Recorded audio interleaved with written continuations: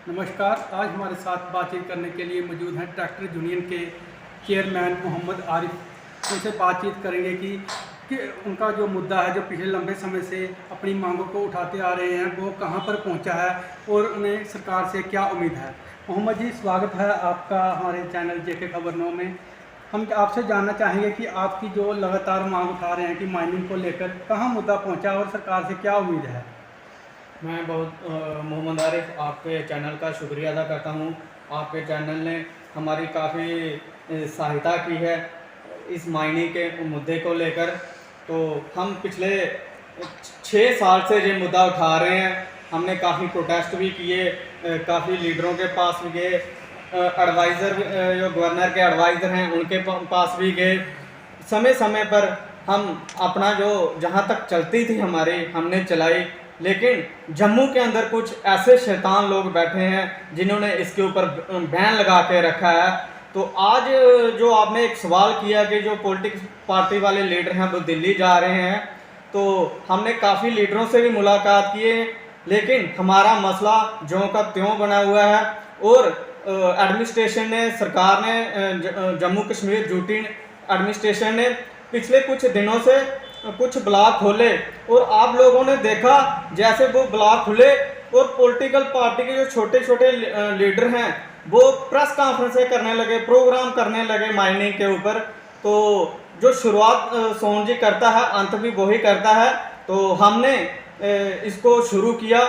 तो पिछले दिनों आपने देखा इसके ऊपर काफ़ी चर्चाएं हो रही थी, लेकिन सोशल मीडिया में आकर जो कोई सरपंच आता है, कोई एक्स एमएलए, कोई एक्स मंत्री आता है, बस खाली सोशल मीडिया पे आके बोलता है, प्रेस कॉन्फ्रेंस करता है कि माइनिंग खोली जाए। मैं उनसे रिक्वेस्ट करता हूं, अगर आप इतने सीरियस हैं इस मुद्दे को लेकर, आप कोर्ट में जाइए। जिन लोगों ने स्टे लगाया है वहां पे जाके अपना केस लगाओ, अपना वकील करो, फिर हम आपकी लीडरी को मानेंगे ना। आप जना खना जो भी आता है, सरपंच को अपने पंचायत की स्कीमों का नहीं पता आता, वो माइनिंग के मुद्दे को क्या करेगा। आपने पिछले दिनों देखा एडमिनिस्ट्रेशन ने कुछ रेट लिस्ट निकाली, माइनिंग बंद है, लेकिन इनकी कोई हमें समझ नहीं लग रही कि रेट लिस्ट वो कैसे लागू करेंगे। और अवैध रूप से लगे हुए आपने देखे इतने इतने बड़े डंप हैं, उनके ऊपर कोई कार्रवाई नहीं होती। आज एक रेहड़ी भी लगानी होती है बाजार के अंदर, उसको भी लाइसेंस लेना पड़ता है म्यूनसिपैलिटी से या एडमिनिस्ट्रेशन से। तो जो माइनिंग डिपार्टमेंट है वो लोगों को बेवकूफ़ बना रहा है और हमारी जो गरीब जनता है पिसती जा रही है इसमें। तो आपको जो माइनिंग पे बैन लगा हुआ है, कितना नुकसान है आपको झेलना पड़ रहा है, खासकर ट्रैक्टर वालों को। मैं शुक्रिया अदा करूंगा अपने ट्रैक्टर भाइयों का भी, जिन्होंने हमारे इस यूनियन को चलाने में सहयोग किया, आगे बढ़ाने में सहयोग किया। आज हमारे ट्रैक्टर भाइयों की इतनी बुरी खस्ता हालत है, अपने घर गिरवी रख के उन्होंने लोन लिए थे। केंद्र सरकार बोलती है कि आप लोन लीजिए हमसे, हमारी स्कीम आई है तो आप 4 लोगों को रोज़गार दीजिए। हमने एक ट्रैक्टर लिया, उससे काफ़ी लोगों को रोज़गार मिलता है। तो आपने ये भी एडमिनिस्ट्रेशन में से पीछे ये खबर आई कि जो ट्रैक्टर हैं ये अनऑथोराइज हैं। हम पूछना चाहते हैं सरकार से कि कैसे अनऑथोराइज है। आप जो प्लांट लगाते हैं या डीलर होता है या डिस्ट्रीब्यूटर होता है वो जीएसटी देता है। जहाँ से ट्रैक्टर बनना असेंबल शुरू होता है वहाँ से जीएसटी खत्म होता है। लास्ट जो कस्टमर होता है, किसान होता है, वो खरीदता है, वो भी जीएसटी देता है। जब मैं ट्रैक्टर खरीदूंगा डीलर से तो टैक्स दूंगा मैं भी, डीलर भी टैक्स देता है। उसके बाद जब आरसी बनाने जाऊंगा तब भी मेरा जीएसटी लगता है, फिर मैं लाइसेंस बनवाऊंगा तब भी जीएसटी लेते हैं, उसके बाद इंश्योरेंस करवाऊंगा तब भी जीएसटी लेते हैं। फिर अनऑथोराइज कैसे? अगर अनऑथोराइज है तो ये कंपनियां बंद कीजिए ना। ये गरीब लोगों को क्यों मार रहे हो आप लोग। ये बैलगाड़ी की जगह अब ट्रैक्टर इस्तेमाल हो रहा है। केंद्र सरकार बोलती है हम किसान को आधुनिक तरीके का बना रहे हैं। एक तरफ आप आधुनिक कर रहे हो, दूसरी तरफ आप बैन लगा रहे हो, को बोलते हैं कि ये ट्रैक्टर जो है अनऑथोराइज है। आपने कोरोना के दौरान देखा जम्मू म्यूनसिपैलिटी ने काफ़ी ट्रैक्टर खरीदे, उन्होंने स्प्रे की, वो ऑथोराइज हो गए। जो सरकार करती है वो ऑथोराइज है। जो वोट देने वाले होते हैं, चीज़ लेता है, सामान लेता है, प्रोडक्ट लेता है, वो अनऑथोराइज हो जाते हैं। और मैं अपील करूंगा हमारे माननीय एमपी साहब से कि अब तो आपने ड्यूटी बना दी है जम्मू कश्मीर को, सबसे बड़ी जिम्मेवारी अब आपकी बनती है। तो आप इस मसले का उनको सारा पता है, लेकिन एक भी लीडर और पॉलिटिकल पार्टी इस मसले पे नहीं बोली। मैं शुक्रिया अदा करता हूं अपनी पार्टी के सदर को, अल्ताफ बुखारी जी को, जिन्होंने पिछले 2 साल से वो भी गवर्नर साहब से श्रीनगर में मिले और जम्मू में भी मिले, खाली माइनिंग के मसले को लेकर, और उन्होंने पूरे जम्मू कश्मीर के अंदर, पूरे प्रदेश के अंदर एक ही दिन माइनिंग के मुद्दे को लेकर प्रोटेस्ट किया। तो जो आने वाले समय में हम चाहते हैं कि इसको जल्दी से जल्दी हल किया जाए। सरकार ने पिछले दिनों आदेश जारी किया था जिसमें पंचायत स्तर पर जो माइनिंग थी उससे बैन हटाया गया था, तो उससे क्या लोगों को राहत नहीं मिली है, या ट्रैक्टर चालकों को कोई राहत नहीं मिली है? प्रशासन ने लोगों को बेवकूफ़ बना रहा है। आपने देखा कि जो एक माफिया सिस्टम बना दिया पीछे।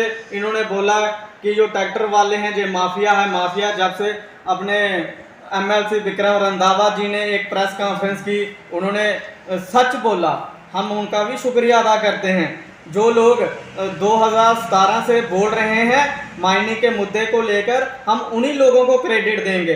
कुछ लीडर लोग, कुछ सरपंच लोग अपनी टीआरपी बढ़ाने के लिए, अपनी पब्लिसिटी के लिए इस मुद्दे को लेकर आगे प्रेस कॉन्फ्रेंस या सोशल मीडिया में आगे बोल के चले जाते हैं। रही बात जो आपने कहा कि इन्होंने रेट लिस्टें जारी की या पंचायतों को अलाटमेंट की, इन्होंने कश्मीर के अंदर अलाट कर दिए हैं लेकिन जम्मू के अंदर नहीं। हम शुक्रिया अदा करते हैं गवर्नर साहब का और उनकी टीम का और माइनिंग डिपार्टमेंट में। अगर आपने कश्मीर में हो सकता है तो जम्मू में क्यों नहीं हो सकता? जम्मू में भी ये किया जाए पंचायत स्तर का। और हम पिछले दिनों गवर्नर के एडवाइज़र बशीर खान से भी मिले थे, उन्होंने भी अपने एडमिनिस्ट्रेशन को लिखा, डीएम को लिखा था कि जल्दी से जल्दी हो, लेकिन 6 महीने हो गए आज, तो ये मसला ज्यों का त्यों बना हुआ है। तो इसी के साथ मैं जम्मू की जनता से अपील करता हूं, आज आपने हालात देखे, पहले ट्रैक्टर से 1000 रुपये का मिलता था, अभी डंपर से मिलता था, अभी टिप्पर वाले, आज तो वो रेडी वाला सिस्टम शुरू हो गया। मुझे तो ये लग रहा है कहीं उनको भी माफिया ना ये बोल दे, वो गरीब लोग। अब तो एडमिनिस्ट्रेशन ने, पुलिस ने काफ़ी सख्ती की इसके ऊपर, हम उनका भी शुक्रिया अदा करते हैं। और हम चाहते हैं अगर चले तो सभी चले, नहीं चले तो पूरा बंद किया जाए। आरिफ जी, जो जहाँ आरसपुरा की बात ही करें तो जहाँ पर जगह जगह डंपर लगाए गए हैं, लोगों को महंगे दामों पर रेत बजरी मिल रही है, क्या ये इलीगल तरीके के साथ है या लीगल तरीके के साथ है? इस पर क्या कहना, क्या स्पष्टीकरण है आपका? देखिए, जो जितने भी डंप लगे हुए हैं ये सब इलीगल हैं। पिछले दिनों अपने डीएमओ सर आए थे, उन्होंने कुछ डंप के ऊपर कार्रवाई की थी, लेकिन आधों के ऊपर, डंप के ऊपर कार्रवाई आधों के ऊपर नहीं की।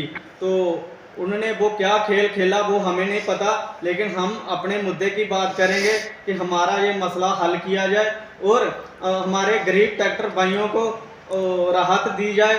क्योंकि आज 6 साल हो गए हमारे बेचारे तरसते हुए अपना घर परिवार चलाने के लिए।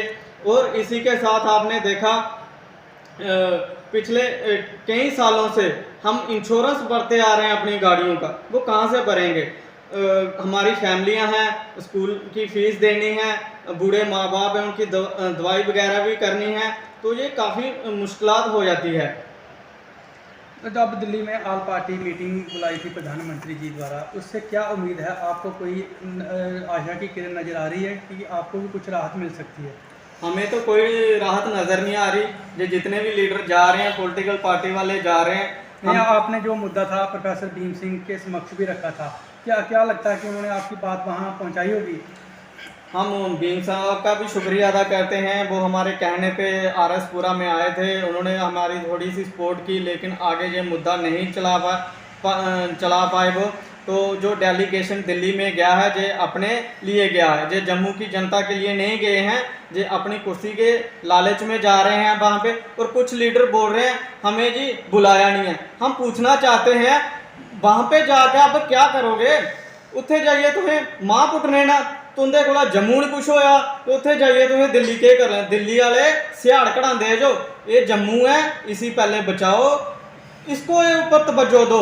जो हमारा मसला आज हर पॉलिटिकल पार्टी के पास बड़े बड़े वकील हैं, बड़े बड़े लीडर हैं, तो वो क्यों नहीं इसके ऊपर तवज्जो देते हैं। प्रेस कॉन्फ्रेंस करने से मैं अपील करूंगा कि जो स्टे बुकेट नहीं होगा, एडमिनिस्ट्रेशन के पास भी एडवोकेट जनरल होते हैं, हर डिपार्टमेंट के पास एडवोकेट जनरल होता है। तो मैं अपील करूंगा एडमिनिस्ट्रेशन से और department mining and geology department से कि आप अपना एडवोकेट लगा के ये स्टे बुकेट करवाए जाए, क्योंकि इससे काफ़ी जो प्रशासन और एडमिनिस्ट्रेशन की दूरी है वो बढ़ रही है। अगर मैं किसी गरीब का ट्रैक्टर पकड़ा जाए तो लाख रुपया लगता है, वो कितनी बददुआ देता होगा जो पकड़ता है। जहाँ जिन्होंने स्टे लगाया हुआ है, गरीब की बददुआ उनके ऊपर पड़ रही है, वो क्यों ऐसा अनहोना इतना गलत काम कर रहे हैं। बात तो आप पर भी आती है, क्योंकि जो प्रतिबंध के बावजूद जो ट्रैक्टर ट्राली चालक हमने कई बार देखा है, हमने पिछले दिनों स्प्रिंग ऑपरेशन भी किया था कि लगातार वो माइनिंग निकाल रहे हैं, रेत बजरी निकाल रहे हैं। इस पर आपका क्या कहना है? देखिए अब हम जाए कहाँ, हम तो फंस चुके हैं ना। हमने लाखों रुपया लगा के वो सिस्टम ट्रैक्टर लिया है। अब एक बिजनेसमैन को आप बोलोगे कि आप जी आर्मी में जाके नौकरी करो, वो कैसे करेगा? उसके दिल और दिमाग और खून में वो बिजनेस रह चुका है। अगर एक वेल्थ फोर्स वाले को बोला जाए आप बिजनेस की लाइन में जाओ या फिल्म इंडस्ट्री की लाइन में जाओ, वो कैसे जाएगा? वो नहीं जा पाता। इसलिए हमारे दिल में और खून में रग रग में जो दिहाड़ी लगाने का हमारा जो सिस्टम है या काम करने का तरीका है वो रच चुका है। हम दूसरा काम नहीं कर सकते हैं। तो इसलिए जितने भी हमारे ट्रैक्टर भाई हैं बहुत परेशान हैं। तो एडमिनिस्ट्रेशन से और जो डेलीगेशन गया है तो हमें तो उनसे बिल्कुल उम्मीद नहीं है, क्योंकि हमने काफ़ी इनसे अपील की कि हमारा ये मुद्दा हल कीजिए। लेकिन आज आपने पिछले दिनों देखा जो MLC विक्रम रंधावा जी द्वारा प्रेस कॉन्फ्रेंस की गई थी, उन्होंने बिल्कुल सच बोला था, हम शुक्रिया अदा करते हैं। लेकिन उन्होंने अभी थोड़ा आधा सच बोला है, आधी बातें अभी और हैं। उन्होंने भी अगर बोला है तो आप बड़े लोग हैं, वो क्रशर इंडस्ट्री के प्रेसिडेंट भी हैं, आप अपना वकील कीजिए। हम 400-500 रुपये दिहाड़ी कमाने वाले हम कहाँ से वकील करें? हम इनकी करनी भुगतें या हम अपना परिवार चलाएं या हम अपनी दिहाड़ी लगाएं।